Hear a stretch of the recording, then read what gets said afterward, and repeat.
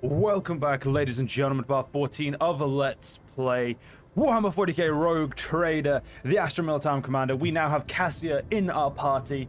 She is our Lady Navigator. If you guys did not see her in the last part, here she is. Our lovely... When she finishes talking, this is our lovely Lady Navigator. You know what? I don't know if she's going to be any good with it, but we're going to give her the ability to have a chainsaw. And actually, one thing I didn't look at her is the archetype, so she's available to her. So, I'm going down Arc Militant. I know that for certain. I'm probably going to send her down either Assassin or Grand Strategist. I'm going to be sending you probably... She's probably going to be... Oh, no. We're going to have numerous Arc Militants. And we'll send you down Vanguard. I think I might have to send you there then. And I think I'll have to make you a Grand Strategist. We'll have to see. I don't actually... now I'm like very confused about which I want to go for with all these characters. But we will see as we go on. Yeah. We currently have a profit factor of 13. I don't... So that displays our actual worth. Okay, so Okay, so that makes sense. What's this?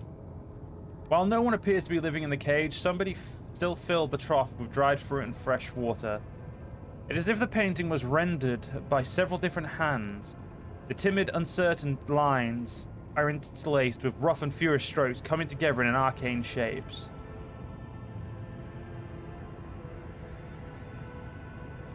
Oh, oops. I was selecting only one person there. Yeah, we're going to look around, because then you never know, there might be something to steal. What's this? The Lady Navigator's private library is brimming with essays, novels, and personal accounts from the trailblazers and explorers of the Imperium. Oh, see, like, I mean, there's always goods.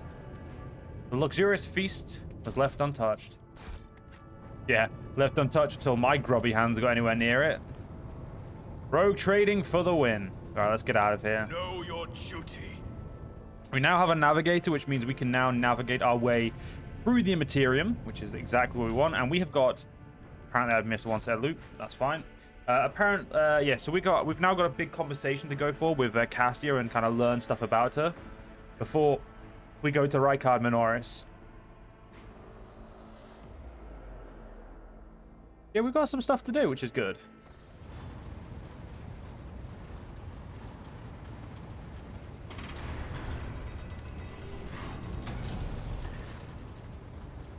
Lord Captain, Lady Navigator, welcome aboard. The Sanctum Navis has been prepared for the communion ritual, but if the Lady Navigator wishes to rest in her quarters first.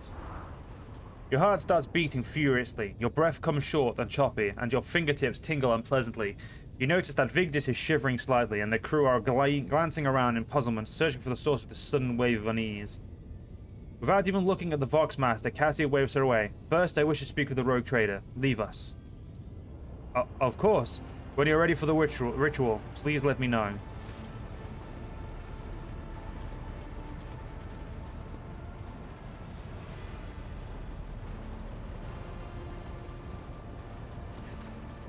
Cassia sweeps a pensive gaze over Vigdis, then lowering her lashes slightly, turns to you. What did you wish to speak about? After a few seconds of hesitation, Cassia lets out a small exhale, then raises her pointed chin. I have not yet thanked you for the saving me on the station. My thoughts were clouded with such mournful ash when Fearbolt's heart stopped, but you acted honorably and did not exploit me in my wretched position, and for that I am immeasurably grateful. But now, Cassia throws back her shoulders, I am ready to go to the Sanctum Navis to perform the sacred rite. I require brushes, canvas, and the best paint you have on board, but no red. Tell me about what this ritual entails. I doubt the uninitiated could understand the mysteries of navigation, but I shall try to explain the essence of it. I must merge my mind and will with the machine spirit of the ship, that I become one with the vessel. Cassia lifts a lock of her hair from the back of her neck, revealing a gilded implant port. After that, I use the House of Cilia Richo, which I am loath to reveal to you, to free my mind of all errant thought, and then it is time to open my third eye and peer into the depths of the warp itself. Among the nightmarish visions, mirages, and creatures of the abyss, only the light of the Emperor is the truth that will lead me from star to star, from system to system. Oh, the light, the guiding thread, so fine it can slip from one's grasp at any moment. Cassie unfurls her hand as though dropping something. But you have nothing to worry about. The navigators of House Ocelio never lose their course. Why do you refuse red paint? It is my habit to use the blood of my attendants so as to preserve my own. However, given the current circumstances, my own will serve even better. The blood of the Navis Nobili is sacred, and so more suitable for the communion ritual. I shall ensure that all necessary supplies are delivered to the Sanctum Navis. Cassian nodded in thanks. I shall take my leave of you for the duration of the rite. I ask that you do not follow me. Few can survive the gaze of my warp eye when it is opened. I mean, I had no intention of going anywhere near there, personally, but, you know.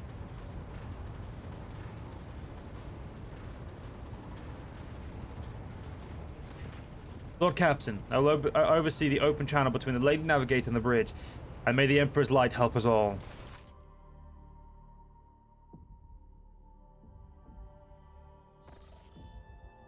The voice cast in the Sanctum Navis picks up the cessation of cloths, pious chanting, and the metallic clicking of implants. Then the serene voice of the Lady Navigator breaks the silence, initiating communion ritual. You hear the exalt ring of metal freed from its scabbard, then the stifled grasp of Lady Navigator, the rhythmic drip of liquid on canvas, and the faint whispers of a brush. I see violet vortexes lashing an ocean with a million flails, and umber shadows spinning over the surface in a fiery dance, a storm rising above foaming waters, armadas drowning in the fog. The path from one end to another cannot be seen. And here, beyond the wall of glass, a daughter forsaken by her father yearns for her brother, and the sun's pale disk goes in tireless pursuit of her, no, of me. Its frozen rays lie that spring is here, the light is deadened, the great ruler is gone. The Vox Master recalls Acacia's words and accidentally snaps one of the conjugate levers. The panel beneath her fingers emits a spark, and the Vox caster falls silent. She quickly flips a series of switches and bows guiltily. My abject apologies for cutting off the broadcast, Lord Captain. I have never heard the warp speaking for a navigator before. The connection is restored now. It will not happen again.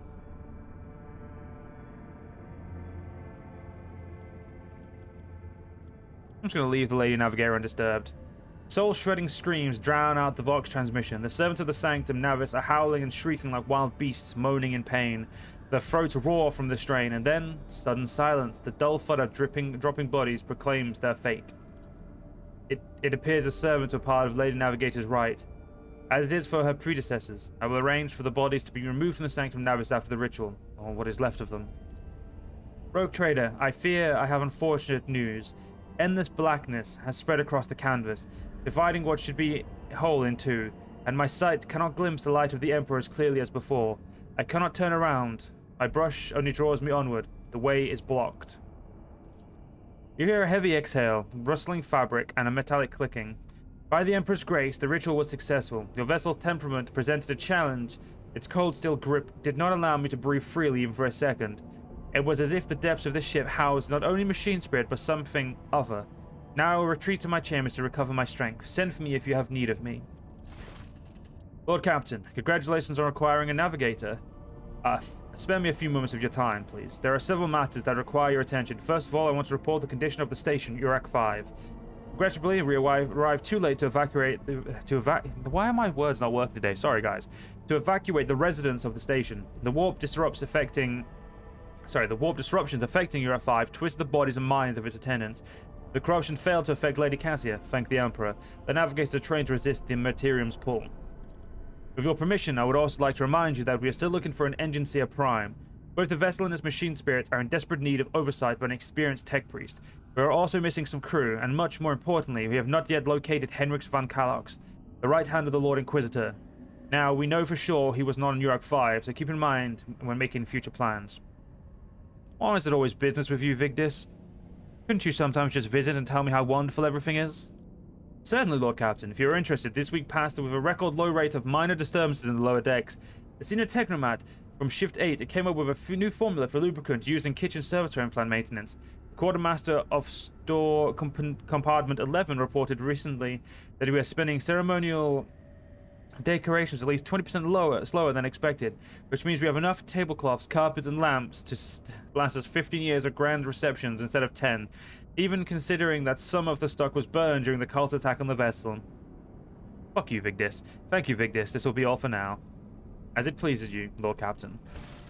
So, we have done Rykard Majoris, Urak 5, Rykard Philia, Thunderfang. So, actually, no. I'm going to go to Rykard Minoris now. Lord Captain, there is some commotion on the officer's deck. The Lady Navigator has left her quarters and currently in the wardroom, where uninitiated crew members are shunning her in terror. Perhaps you should find out what has brought Cassia to the deck. Why can't you guys deal with this shit yourself?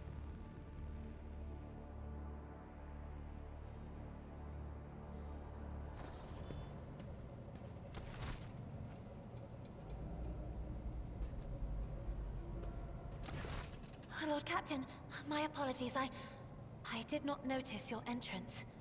The Lady Navigator is engrossed in perusing the dusty tomes, which appear to have been neglected by the other officers, be it because of sloth or dullness of mind.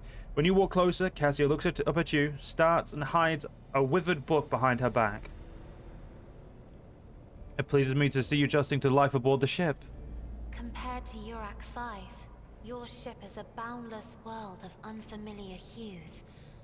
And yet, the abundance of bright colors can at times be wearisome on the eyes.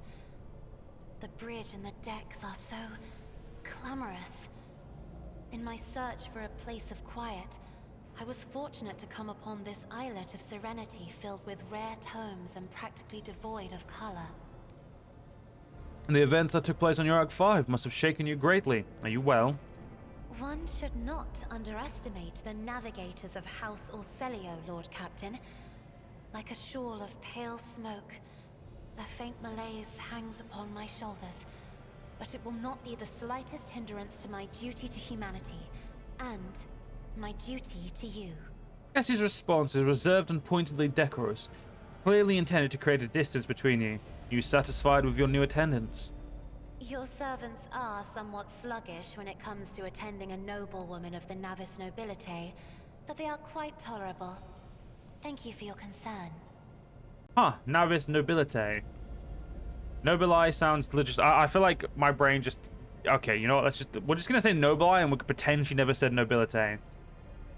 Perception test succeeded. Cassia cringes ever so slightly, adjusts the adornment on her forehead, then awkwardly hides her clawed fingers in the folds of her clothes. The unnatural appearance of a navigator often becomes a topic of gossip among lowly servants and officers alike. It is clear that she does not feel comfortable aboard a ship teeming with new people.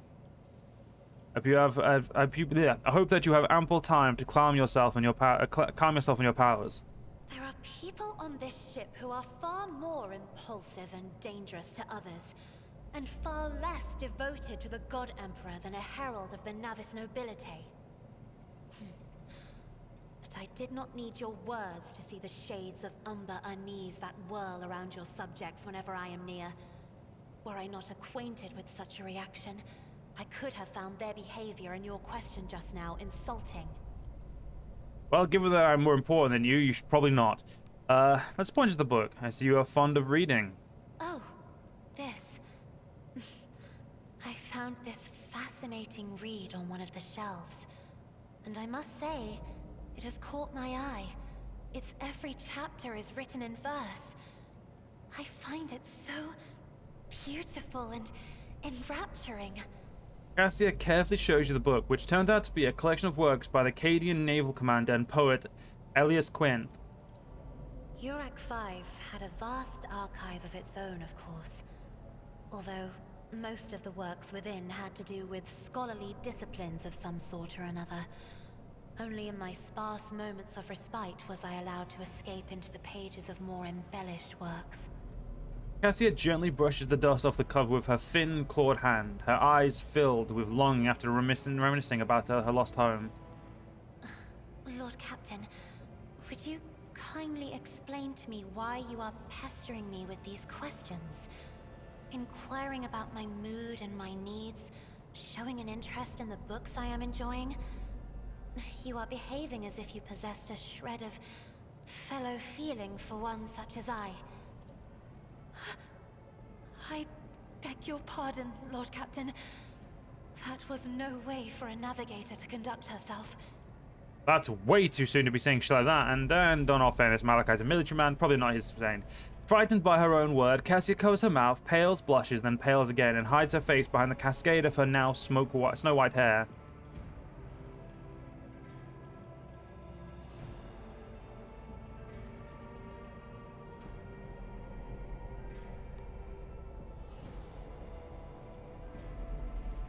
You have nothing to apologize for. Human emotions are natural, be they good or bad, and it is just as natural to share them with others. Please forgive me. I cannot even understand myself right now.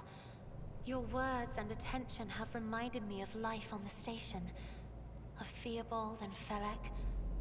I do not understand. They were merely the keepers of Urak 5. So why do memories of those two make me feel a strange heaviness here? The primness of her expression cracks, revealing a great weariness beneath, as she places her hand on her breastplate. At the same time, I find myself overwhelmed with new excitement and anticipation. At last, I have set foot outside my familiar walls, and into a world that I have only seen before in the pages of books. Your ship alone is a treasure trove of remarkable artifacts and curiosities. And just imagine the things that await beyond, but... my delight must seem childish to you, surely. In your heart, you must be finding all this quite amusing.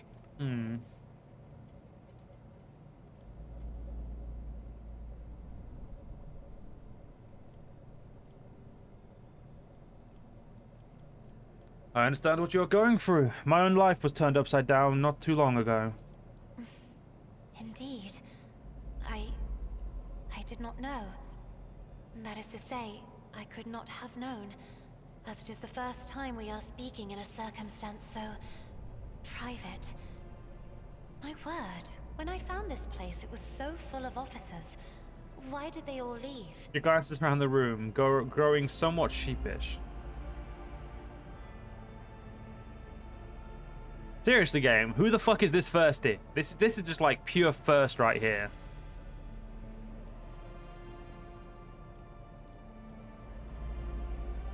Perhaps my people did not wish to disturb you. Or because my presence offends them. Then I must take my leave as well. I am due to inspect the Sanctum Navis after the communion ritual and prepare the chamber for the upcoming warp jump. Thank you for your company. You're welcome. I mean, I wish the game was a little less thirsty, but it's okay. You know, we managed to rein in the thirst of the game a little bit, but seriously, game, like, take your first level down like a good 10, 50%. You know, actually, no, a good 80%. I definitely, I think that's one thing I'm gonna actually say is I definitely am a little bit upset with, is the fact that, you know, we seemed so immediately thirsty for a person we've literally just met. It seems to be a little bit too forward. You know, give me like 2 or 3 conversations after like 4 or 5 missions or something, you know. That feels like a good ample amount of time to, you know, start bridging that gap. Not to walk up to her and be like, I want to fuck you. That's just a little bit, it's a little bit forward. And by forward, I mean a little bit fucking thirsty. So, right, generous. Right.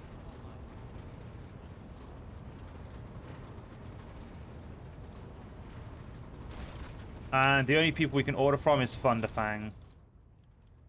They do not have what I want. Shit. So they require heretic trophies. We get 5, you know. Yeah, we'll give them that. We'll give them... they don't really care about much else. I mean, do we have Xeno artifacts we can give them? If I can give them the good shit and get, like, you know, some good opinion of them, that would be,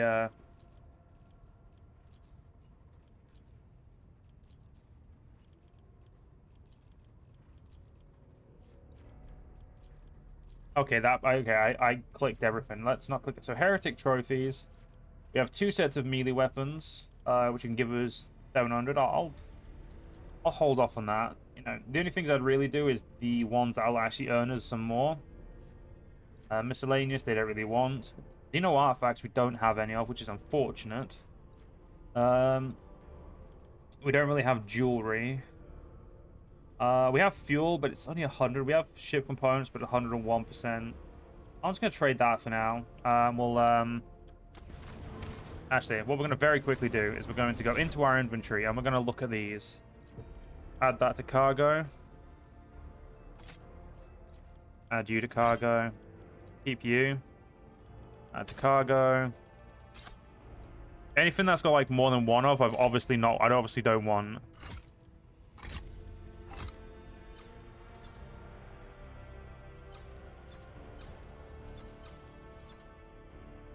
Add you to cargo too. Alright, so we'll leave the rest of this in our inventory for now.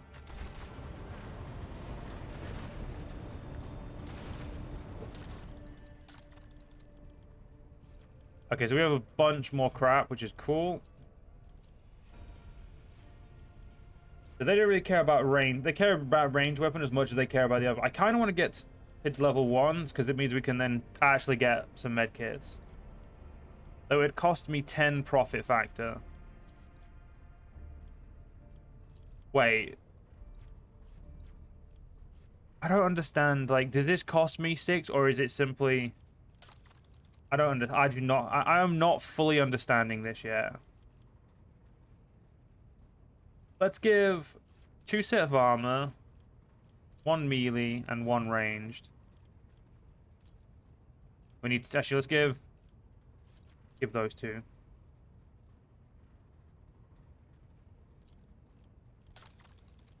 So yeah, we could get 9 med kits for 10. I don't understand the profit factor at all.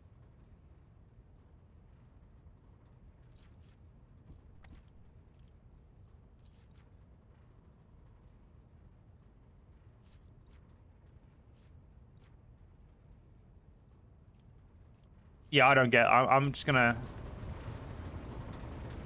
I don't get what's going on. I don't think I need to talk. Let's talk. Try and talk to Abelard, and if Abelard doesn't want to talk, we'll move on. Lord Captain. Nope. Lord. He doesn't. Let's move to the Koronus Expanse. Let's get ourselves to Rykard Minoris.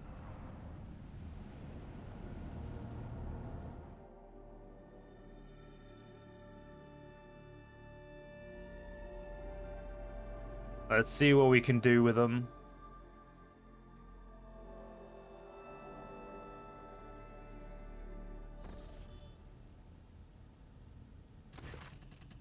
As the ship makes its way through the star system, a strange fatigue falls over you.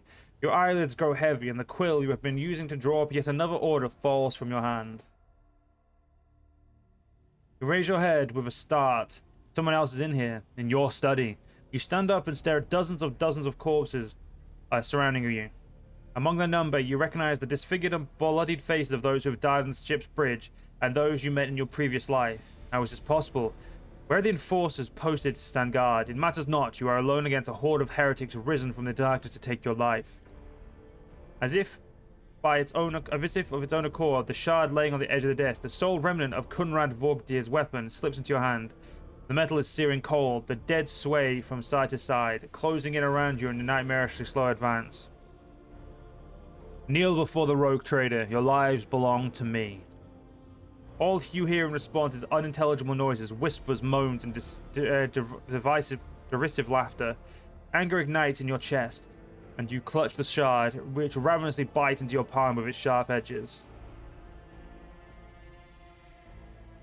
An unbearably bright light floods everything around, and you find yourself surrounded by groveling minions, their bodies shivering in your mere presence. Your hands no longer hold a pitiful shard, but a majestic and intricate weapon, a skillfully crafted sword of strange, unnerving properties of curved design, and an unusual hilt adorned with an image of a closed eye. The eye opens wide, revealing a gaze so ancient and dark that it steals your breath away. You have felt this gaze before, there on the bridge, and a voice that appears in your mind only confirms your guess. Yes, the tapestry is woven, the path is chosen, accept your fate, champion. Let's throw the demon blade away. Never. Your body refuses to obey your mind. The handle feels as if it's become with your one with your hand. And the gaze of the demonic eye... That's a fucking cool looking sword still. Eye set your very soul ablaze. Resisting your fate is futile. You scream as you feel your soul burn away to ash. You awaken from the vision, kneeling next to your desk, clothes drenched in sweat and with a sour taste on your tongue. Your head is ringing. You struggle to recall those faces and the images of the sword in your hand. Only the deep cut on your palm and the bloody shard lying on the floor remind you of what just transpired. You would rather die than touch that thing again, so you reach a shaking hand of your for your Vox and call a servitor. Now you just have to wait for the mindless automaton to arrive, pick up the cursed artifact, and head for the nearest airlock to be claimed by the void. Yes, I don't personally have any interest in becoming, you know, anything to do with that shite. But let's not let that happen. Right. I wanted to go to Rykard Minoris, didn't I? So let's go to Rykard Minoris. Or at the very least, let's get ourselves ready and we'll actually end the part just before we go, so that way we can save it all for the next part. So I hope you guys have enjoyed. If you guys did enjoy, please follow me on YouTube, leave a like, leave a comment, leave a share. Most importantly, guys, stay safe. Have a great day. Join the channel memberships if you're interested, and I'll see you all in the next one. See you guys then.